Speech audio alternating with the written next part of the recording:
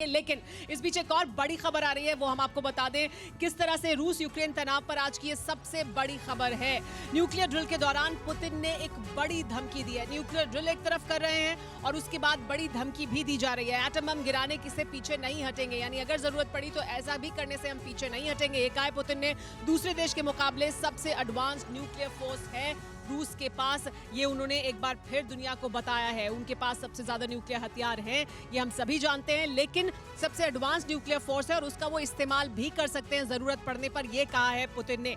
इस पर बात करते हैं संजय जी, किस तरह से पुतिन ये बार बार कह रहे हैं कि देखिए मेरे पास ये ताकत है, वो दिखा भी रहे हैं। जिस तरह से उन्होंने अपने सैनिकों को डिप्लॉय किया है, अब न्यूक्लियर हथियार और उनकी नुमाइश भी कर रहे हैं, वॉर ड्रिल कर रहे हैं। नाटो का सदस्य ना बने यूक्रेन, ये तो उनकी एक रेड लाइन है। इसको तो वो बिल्कुल साफ कर चुके हैं कि इसको नहीं चाहते कि किसी भी सूरत में वो क्रॉस करें। इसके लिए वो कुछ भी करने के लिए तैयार हैं। लेकिन जितना वो आगे बढ़ चुके हैं, यहां से वो क्या हासिल कर वापस जाना चाहते हैं, क्योंकि ये भी हम समझना चाहते हैं कि ऐसा ही नहीं है कि सिर्फ वो इस भर से संतोष कर लेंगे। देखिए, ऐसा ही है।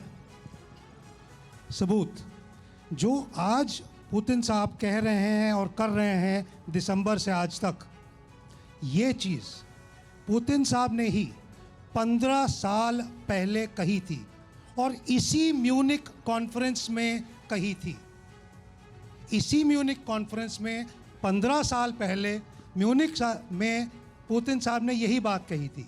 उनका लक्ष्य ये है कि expanding eastwards by NATO to the threshold of Russia is unacceptable. Russia की दहलीज पे आके अमेरिका और उसके सहयोगी खड़े हो जाएं, ये नामंजूर है। और जहाँ पर बात है न्यूक्लियर का, जो हम हवा फैला रहे हैं, ये अमेरिकन नैरेटिव है कंपाउंडेड बाय मीडिया। और इसमें मैं एक चीज़ मैं बता दूं, न्यूक्लियर की चीज़ में मैं बता दूं, ये न्यूक्लियर एक्सरसाइज जो है ना, यही न्यूक्लियर एक्सरसाइज हर साल होती हैं। अमूमन अक्टूबर महीने में करता है रशिया, केवल इस बार अक्टूबर के बजाय अब कर रहा है।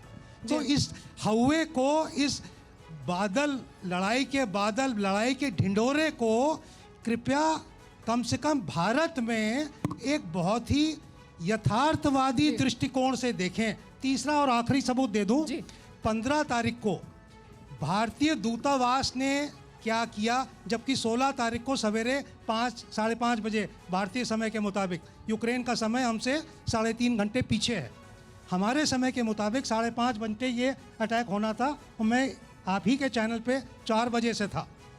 मैंने पढ़ के सुनाया कि कुछ घंटे पहले भारतीय दूतावास ने क्या एडवाइजरी दी है भारतीयों को। 8 पंक्तियों की इतनी सी छोटी एडवाइजरी, जो जानना चाहता है विचार कर ले। एम्बेसी नॉर्मल काम कर रही है, फुल काम कर रही है। बहुत बड़ा संकेत था कि ठंडे हो जाओ। ठीक है। परवाह देश की, सोमवार से शुक्रवार रात 10 बजे TV9 भारतवर्ष पर।